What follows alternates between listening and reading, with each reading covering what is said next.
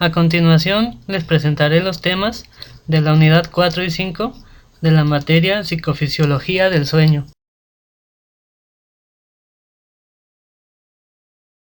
Para empezar, hablaremos de la forma en que se representan las distintas fases del sueño durante un electroencefalograma, que es el registro de la actividad cerebral. Recordemos brevemente que hay dos principales tipos de sueño: de movimientos oculares rápidos o MOR y el sueño no MOR. Iremos detallando estos tipos, pero particularmente en el electroencefalograma encontramos que todas las fases del sueño no MOR presentan ondas de alta amplitud. En concreto, en la fase 1 se representa la transición entre la vigilia y el sueño, y por tanto se identifica ondas de frecuencia mezclada entre actividad alfa de 8 a 13 Hz, propia de la vigilia tranquila, y actividad teta, propia del sueño.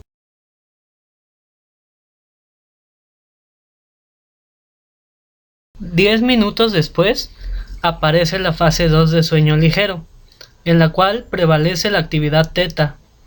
Además, se presentan dos fenómenos característicos de esta etapa: los usos de sueño, que son ondas entre 12 y 14 Hz, presentadas espontáneamente, y los complejos K, cuyo alto voltaje es indicador de que se avanza a etapas más profundas del sueño. 15 minutos después de la fase 2 da inicio a la fase 3, que junto con la fase 4 se conocen como sueño de ondas lentas o SOL. En estas fases se identifican ondas de muy baja frecuencia, menor a 4 Hz, llamadas ondas delta. La diferencia entre la fase 3 y la 4 es la cantidad de actividad delta en el electroencefalograma. Para la primera es entre 20 y 50% de actividad, mientras que en la segunda es mayor a 50%, indicando un sueño más profundo.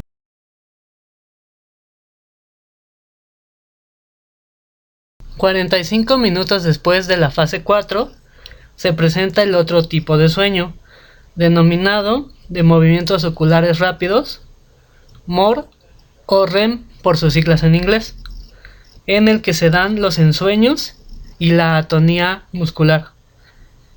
El registro en esta fase se asemeja al de la vigilia, con ondas desincronizadas y actividad teta-alfa mezclada. En esta imagen podemos observar cómo se comporta el ciclo del sueño en una noche. Vemos que el sueño de ondas lentas se reduce al mismo tiempo que la duración del sueño MOR aumenta.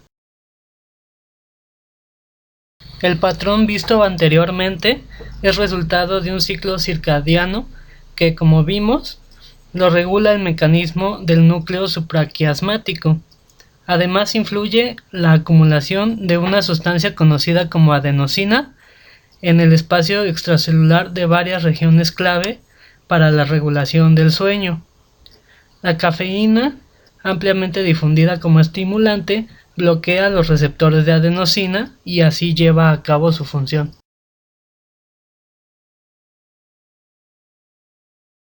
Como vemos, existen zonas cerebrales que permiten la regulación del sueño y la vigilia, pero antes de adentrarnos más en ellas, hablemos de las funciones que tiene el sueño. Sabemos bien que es un fenómeno vital para muchas especies y que nos acompaña evolutivamente. En algunas especies se presenta el sueño unihemisférico, pero siempre se mantiene.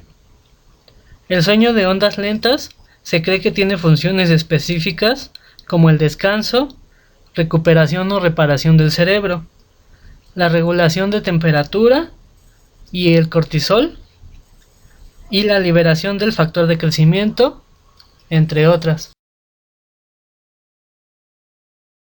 Las principales regiones cerebrales que se asocian con este tipo de sueño son los núcleos del RAFE, donde se segrega serotonina, y la formación reticular pontina, que funciona como neuromodulador. Ambas inhiben sistemas activadores de la vigilia. Otras son el área preóptica del hipotálamo y el hipotálamo posterolateral. Por otro lado, al sueño MOR se le asocian funciones como regular la maduración cerebral y los cambios neuronales que se dan en el desarrollo cerebral, como el aprendizaje y la memoria. La idea se sustenta en que existe una mayor cantidad de sueño MOR en bebés e infantes y va disminuyendo con la edad. Si bien no se necesita del sueño MOR para tener ensoñaciones, es curioso que mientras soñamos en realidad se activan prácticamente las mismas áreas cerebrales como si se realizaran las actividades del sueño. Es decir, en el sueño MOR existe un alto nivel de activación en las cortezas tanto sensorial como visual de asociación, así como en áreas como la amígdala y el sistema límbico, que se encargan del contenido emotivo, y el hipocampo, que permite la reactivación de memorias. En contraste, las cortezas primarias visuales motoras y la frontal se inactivan, impidiendo el movimiento y la conciencia del sueño. Aquí se muestra lo que mencionaba en la diapositiva pasada acerca de las regiones cerebrales activas durante el sueño MOR. Otra prueba de la importancia del sueño es la aparición de efectos adversos cuando se priva de sueño a un organismo. En humanos aparecen efectos como la somnolencia, falta de atención y concentración, que repercuten en bajo rendimiento cognitivo, alucinaciones, desajuste del metabolismo y la temperatura, y el fenómeno de rebote de sueño. Inicialmente se creía que el sueño era producto de la fatiga neuronal y el bloqueo sensorial, pero hoy se sabe que se regula por mecanismos circadianos, homeostáticos y sistemas activadores del despertar. Entre dichos sistemas destaca el sistema reticular activador ascendente, cuya inactivación junto con la de la formación reticular produce el sueño. Las vías que se inactivan llevan a zonas cerebrales como los tubérculos cuadrigéminos, el mesencéfalo, los núcleos talámicos responsables del sueño de ondas lentas y los usos del sueño, o spindles, el hipotálamo y la corteza.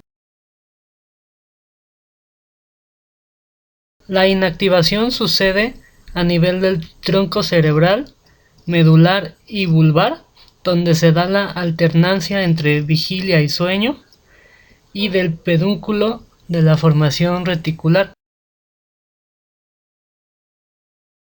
En sentido ascendente, el sistema incluye núcleos como el rojo, de Maynard, de Roller, el tercer par craneal y el magnocelular, que son activadores. Esta vía atraviesa la médula, el tronco cerebral, hasta llegar al tálamo, cerebelo e hipotálamo. En estas imágenes se puede observar cómo se comunican las vías ascendentes y descendentes para regular la vigilia y el sueño. Además, existen otras regiones que producen sueño, entre las que destacan la región preóptica del hipotálamo posterior, el cerebro basal anterior y el núcleo del tracto solitario. El sistema activador puede funcionar con su propio ritmo alfa o a partir de los estímulos externos que recibe. Volviendo al sistema reticular activador ascendente, y la formación reticular, se encuentra que su activación se asocia con la vigilia, pues desencadena cambios motores, autonómicos y endocrinos. De manera similar, las lesiones en estas zonas provocan insomnio, hipersomnia o incluso el estado de coma. Las fibras de la formación reticular están altamente conectadas entre sí, y su estimulación produce vigilia, despertar y permite responder a los estímulos cognitivos o los reflejos. Sus proyecciones múltiples abarcan gran parte del encéfalo, como vemos.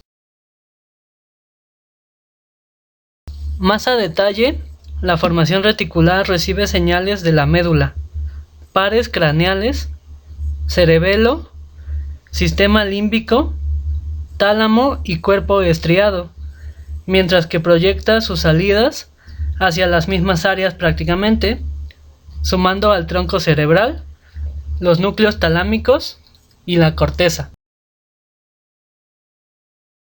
Aquí se ve el alto nivel de conectividad que mantiene el sistema reticular activador en ambas vías.